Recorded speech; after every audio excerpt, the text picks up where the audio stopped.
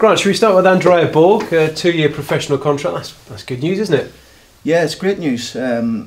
He's someone I've kept a close eye on most of the season. Really, he's been a shining light in the youth team, even through the first half of the season, and especially in the second half of the season, he started to really kick on. And he's a good character as well. Nothing phases him, and I just felt it was the right time to get him tied down and work with him and try and improve him. What can we expect from him? What sort of player is he for those who haven't seen him yet? Well, he's quick. He's quick with the ball. He likes to dribble, run at people. He's brave as well. He's not afraid to get stuck in for a small boy, but really nippy, really low centre of gravity. The sort of player who I think the Peterborough fans will like. He'll get people off their seat. Really positive, and he's got a good goal scoring record this year as well with the 18s. So for a first year, he's grown into it, and there's so much potential for him. And we've seen him on the bench once or twice, haven't we, recently? Could we see him on the pitch possibly against Fleetwood or between now and the end of the campaign? I think it's a possibility, yeah, definitely. It's a possibility that they'll be in and around it. He already has. He's been on the bench a couple of times, and in the way the game's gone, I'd love to get him on in the games, but they were quite tight, especially the Gillingham game. So he's definitely got a bright future here, and like I said, I seen Leo when he was 15, and I could just see the potential in him. I've seen this kid now, and I think he could be possibly one that could kick on over the next couple of years and play a big part in our first team. And just talking of Fleetwood, what a remarkable season they're having, punching up there for most of the campaign with the automatic promotion spots and still well in the playoff mix as well. Really having a fine season. They are. It's been a remarkable season really for them. I think Uwe's done an unbelievable job there to get them up 3rd and 4th in the league most of the season. It's going to be a tough game for us, really tough game. But we're actually on good form. I was very low last week, in terms of after the Coventry game. Just the realisation that it's going to be a massive uphill task now to reach the top 6, and because the winner in me, still believed that we could have done it. So I was disappointed with what I've seen on the pitch on Saturday. But they've done fantastically well to stay up there. They've obviously got a really good group in terms of characters and a will to win. So it's going to be a tough game. But one we're not feared of. We're at home. We won our last game at home. We've picked it up recently a little bit at home, and we want to make sure we win the game. I read your quotes this morning saying you feel like you've failed this season because the top 6 now looks out of reach. But can you use that to drive you on, drive the players on in these final 4 games of the campaign to make sure you finish on a positive note?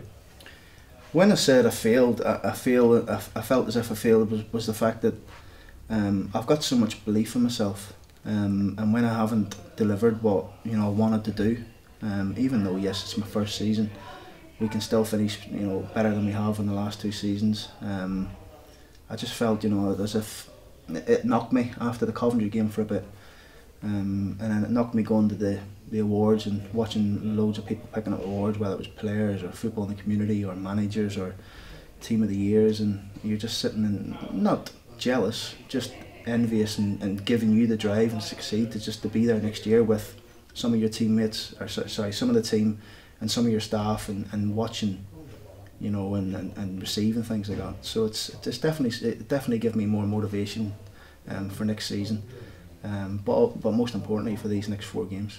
Nice touch from the chairman, lowering prices for this weekend, trying to get a big crowd in, a big Good Friday crowd. That's what you want, cheering you on. Yeah, that'll be great. I hope the public of Peterborough take it up on that and come and support us, because listen, we've got 2 home games left. We like I spoke to you probably 3 or 4 games ago, and I said that we want to try and finish the season strongly. We've lost 1 in 5. It's not a bad run, but we want to try and make sure we win as many as we can now to the end of the season. Starting with Fleetwood, but we know it's going to be a tough game. Productive meetings with the chairman so far. I think he arrived on Saturday, so you've had a few days to get your heads together about next season and I guess the final stages of this campaign. They have been. They're always open and honest. I think we're always, when you get me, Barry and the chairman in the room, it is always open and honest. We went through the squad, we went through recruits that we feel as if could come and help us next year. People who we possibly feel as if they can move on and go somewhere else. and it was a good meeting really. You know, there was a lot to speak about, but come out of it feeling good and really positive. I think Ricky Miller's name has come up again in the last week or so. I think it was mentioned in the interview the chairman did earlier in the week. Is he one you're still looking at? I know there was some interest in him earlier on in the campaign. Well, to be honest with you, we've watched a lot of players over the past 4 or 5 months, and we've got, you know, a nice little dossier in there in every individual.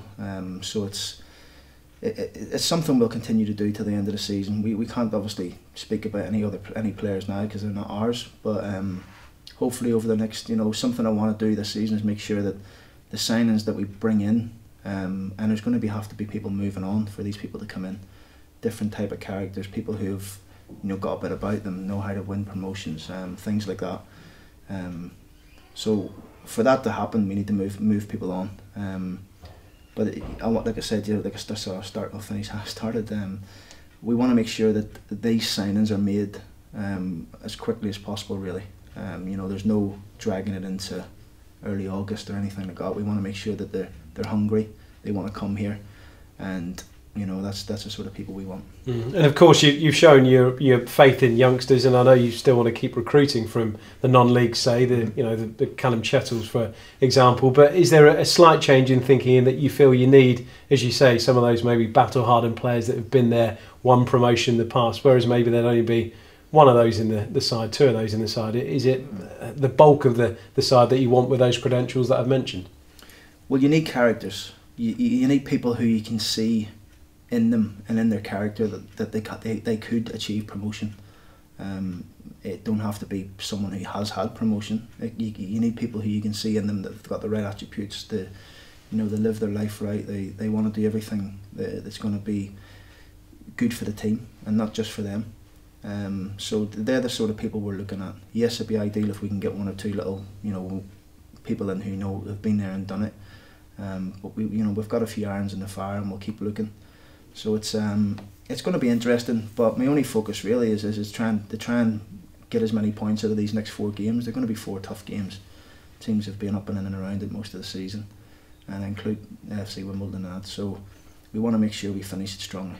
Is this where your contacts book is really handy as well? Because you're not long retired playing the game, of course. You won promotions in your time. There's plenty that you played with who are still in action and who can still do it. Is that where your contacts are quite valuable, do you think, or will be during this summer?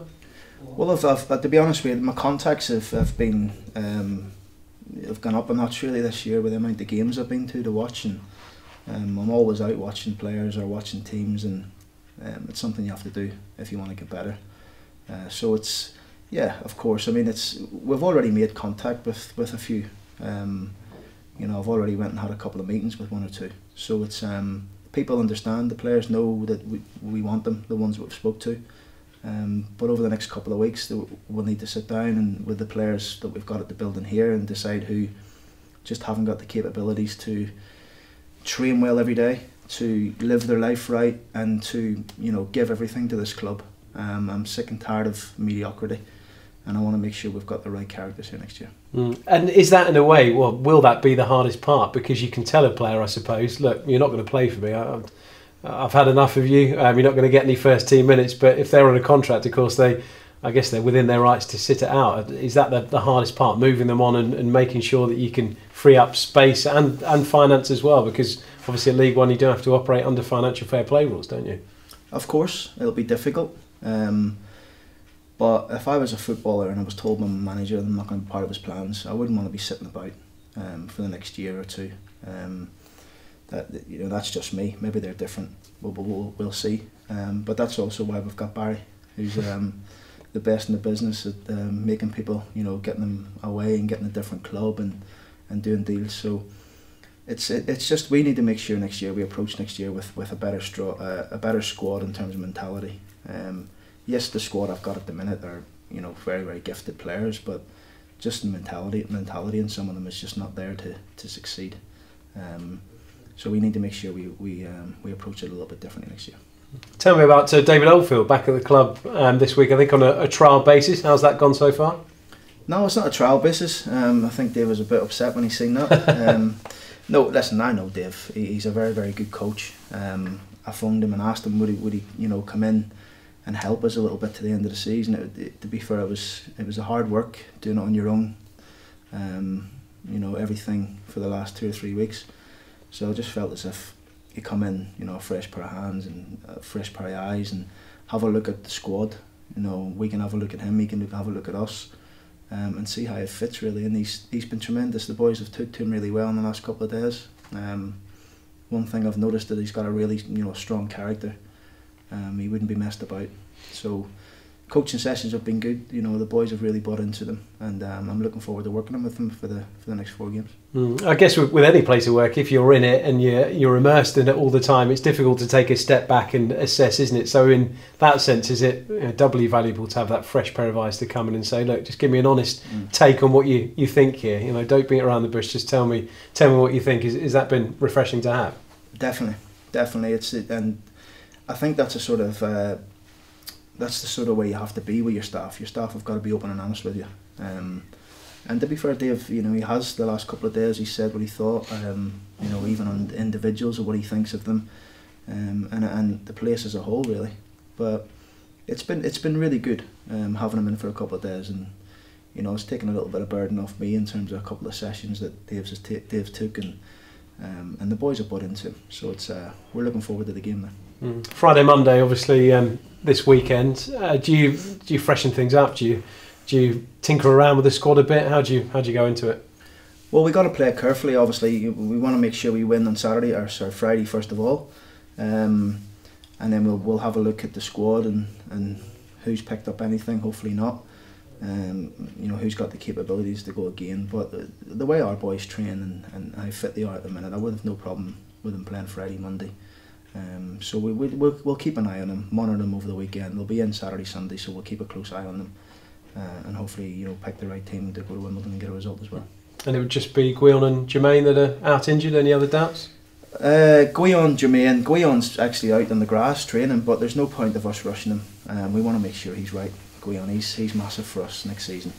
We don't want to be bringing him back, getting him, you know, letting him something else appearing. We want to make sure he's good to go for next season.